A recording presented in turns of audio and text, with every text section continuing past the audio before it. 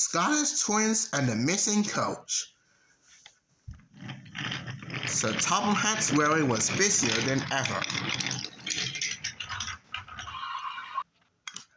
All the engines washed off their wheels with goods and passengers.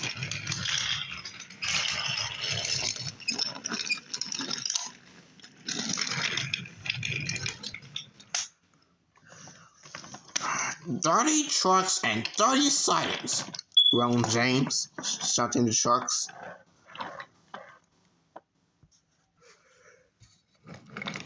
"Oh, James, will you quit boiling?"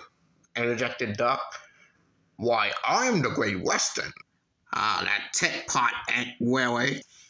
"Tit-pot? Let me tell you." "Silence," said a voice. The voice was Sir Topham Hatt. "Let me tell you, an engine from Scotland is going to arrive tomorrow to help with the goods work." And the engines were all very excited. But the problem to Sir Topham Hatt, "Did you say 2 engines coming from Scotland?" "Yes, sir." "Well, then send the other one back at once." "I'm afraid I can't, sir. The 2 engines look exactly alike and don't have numbers." "Don't have numbers? Well, we'll soon settle that nonsense." And the next morning, Sir Topham Hatt found out there were 2 engines in the yard. "Good day, you 2, said Sir Topham Hatt. "Now, if you don't mind me asking, where are your numbers?" "Well, sir, we lost them on the way." "We don't know what happened." Sir Topham Hatt paused. And then, "Now, what are your names?" "I'm Donald." "And I'm Doggy, sir." "Great. Now, I shall ask your control which one of you is belong here." "Well, you'll be no help, sir. We only got our names on the side of us, but we don't have numbers." "Well, one of you," said Sir Topham Hatt, "is playing truant. I shall find him out and send him home. Now, workmen, get over here and give those 2 Scottish twins their numbers." Soon the twins were given new numbers. Donald was 9 and Douglas was 10. And they went to work with Duck in the yard. And they handled the coasters and trucks with ease. Duck was very impressed.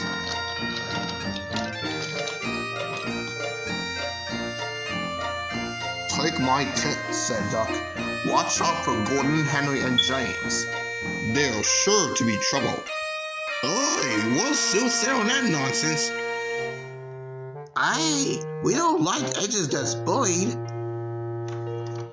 That night, the twins backed up to the shed and gave 3 cheerful, low-toned toots to the other engines. Thomas, Percy, Emily, and Toby was glad to meet the twins. Donald and Douglas told a story about their home in Scotland. While they were telling their story, Gordon, James, and Henry decided to play a trick on them. "They sound like buses," said Gordon. "Or ships," said Henry. "And trucks," laughed James. Gordon, James, and Henry laughed and laughed. "Hey, you want to be making fun of us, what you know?" said Donald crossly. "Yeah, what you making fun of us?" Gordon, Henry, and James jumped. No, we're not. Yeah, we're not making fun of you. Yeah, we're just seeing like how your whistles sound." "Well, then I mind you keep it that way." Thomas, Percy, Toby, and Emily scolded Gordon, and James, and Henry for being bullied, while the twins began telling their story. The next day, Gordon arrived at the big station with the express.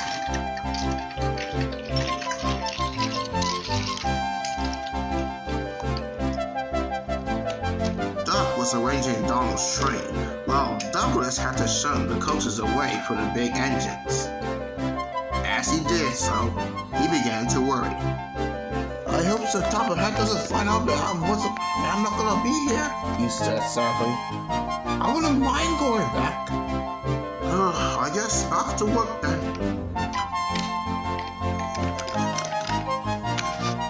Gordon's Express had a special coach for the passengers who wanted to travel on Thomas's branch line. It must be sheltered separate away from the other coaches so that Thomas could collect. Thomas was very proud of his special coach. So do Annie and Clarabelle.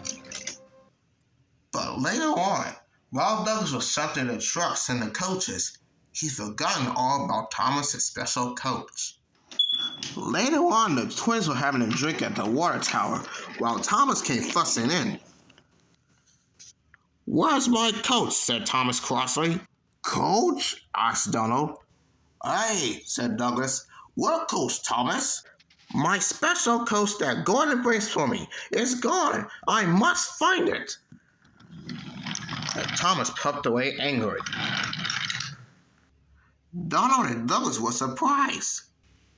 But when they saw Percy shunting the coach, it was a special coach, and angry people that came out of the coach. "Lord sakes!" cried Douglas. "They'll complain to Sir Topham Hatt about this." "Donald, I think I sent Thomas's special coach the wrong way with the other trucks. And I don't want Sir Topham Hatt to send me away. Can you help me?" "Of course, Douglas," said Donald. "Now I got a plan. We can switch tenders." "You mean swap tenders?" "Yes. I'll be Douglas, which is you, and you'll be Donald, which is me."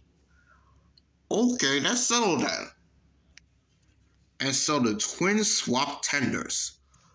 A few minutes later, Sir Topham Hatt and the station master were strolling around.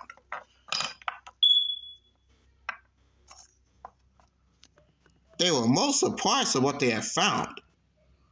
Donald and Douglas' tenders were swapped, which he thought was Donald and Douglas. Meanwhile, Donald with Douglas's tender puffed away to go do the goods trains. "Ah," said Sir Topham Hatt, "number 9, and why have you taken the goods?" "Well, there's a faulty of my tender, sir," said Douglas. "So I have Dougie took it." "I see. And why did number 10 leave so suddenly?" "He's seen you, sir, and he don't want to be late, so he rushed away to do his work." And at that moment, Percy arrived with the coal trucks. "Hey, Douglas," Percy asked, "where would you like to put my coal trucks at?" Percy thought the best he meant to say was Donald, but he forgot the number belonged to which twin. "Oh, Percy, just leave it there. I will—" "Douglas," said Sir Topham Hatt. Both engines were surprised. "Why are you macerated with Donald's tender?" "Well, sir, I see what's happened here," and he turned to the station master. "Please turn to the passengers. I will handle this. Douglas, when did you become number 9? "Oh, Percy, I forgot you here. That will be all for you. You can go back to doing your mail run." "Yes, sir." And Percy scampered away.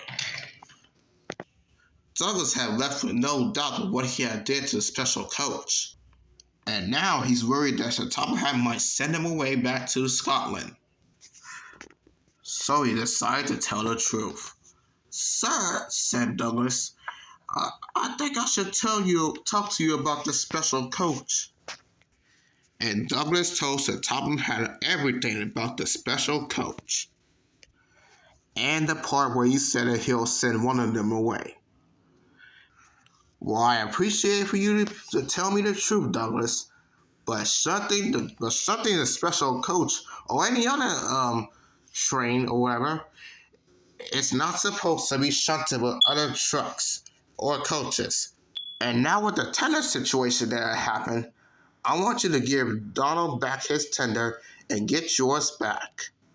"Yes, sir. And I will never ever send one of my engines away. with especially new engines, because you and Douglas, well, Donald, I might say, are new to the railway. But you're on trial still. So, if you and your brother do good on my railway, then I will precisely have you two to work on my railway. Yes, sir, said Douglas. Now go find your brother and give him back his tender. Yes, sir, said Douglas, and he puffed away. Now the next day, Thomas got his special coach back, and it's all thanks to Douglas. Thomas thanks Douglas for the special coach back.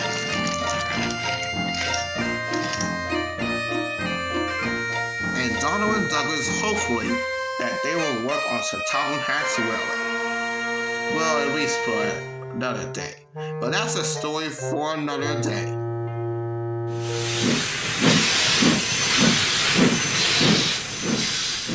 Here is a picture of James puffing through the countryside. Let's color in the picture. Green first. What's green? James? No, James isn't green. What about the grass and the leaves on the trees? Yes, they're green. Blue next. What can we color in blue? James? No, James isn't blue. What about the sky? Yes, the sky is blue. What color shall we paint James?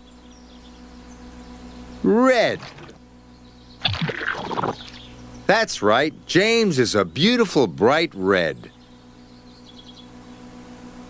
What a lovely picture.